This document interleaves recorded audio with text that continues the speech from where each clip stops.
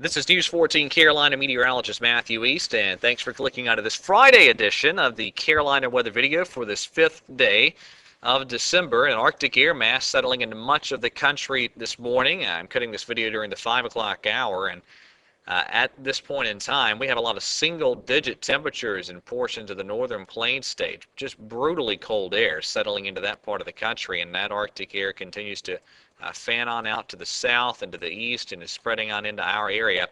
And we will only see 40s for highs across much of the Piedmont today as that next shot of Arctic air settles on in. All right, this is a look off of the 6Z run of the GFS. Couple interesting systems coming up. One, the Clipper system tomorrow, and the other, the big storm system next week. I'm going to get into those here as we go through the videos. So let's talk about today. First of all, sunshine trying to work in as the day unfolds. A chillier day as that Arctic air takes hold. Now, tomorrow, here comes that Clipper diving down through the Great Lakes region.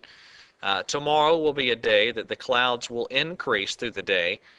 And eventually, this is the chart valid 7 o'clock in the evening tomorrow.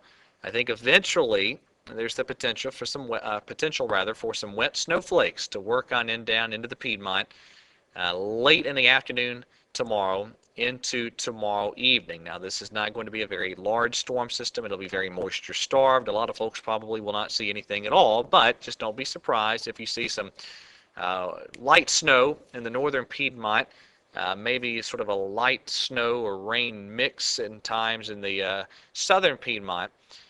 But again, a lot of folks will see nothing at all. But just don't be shocked if you see some snowflakes in the air late tomorrow evening. Let me stress, this does not look like a very big deal at all, but something interesting to watch nonetheless.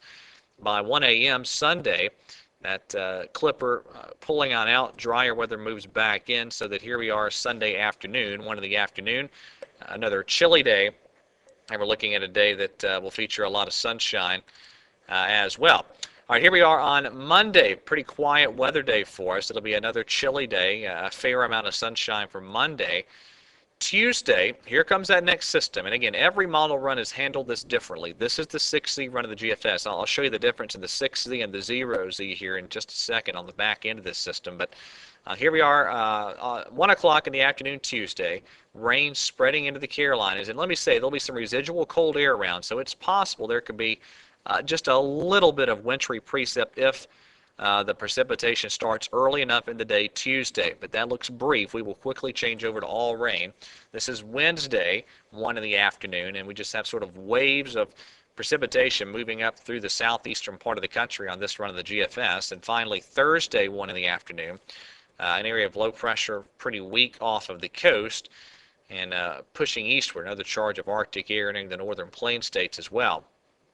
Now, that is 1 o'clock Thursday on the 6Z GFS. Let's go back one model run to the 0Z GFS. And, yeah, that's snow falling across the western and northwestern Piedmont up into the mountains. Pretty decent little thumping of snow on the back end of this system. You say, well, why is the 6Z run and the 0Z run so different? It's all at the handling of the upper levels. This is the 6Z run. Just a very weak upper level 500 millibar disturbance near the Carolina coast. On the 6Z run, compare that to one run earlier where you had a big upper air low of Georgia and South Carolina. The GFS just handling that upper level energy a little differently with these two model runs, and that's what you're going to see, as this is a very complex system for the modeling to try to resolve. And if you're wondering, this is the European model valid Thursday evening. It has 500 millibar trough swinging into the Tennessee Valley. So it is even slower with the evolution of the system as we go through next week. So a lot of question marks with the system. It still looks like a pretty good bet that we'll see a nice soaking rain out of this Tuesday and Wednesday. And then we'll have to see exactly how the upper levels evolve to see if we get any type of a snow chance on the backside of that system on Thursday. Still at this point, more questions than answers with that system next week. All right, so that's it for today's edition of the Carolina Weather Video. Everyone have a wonderful Friday, and God bless.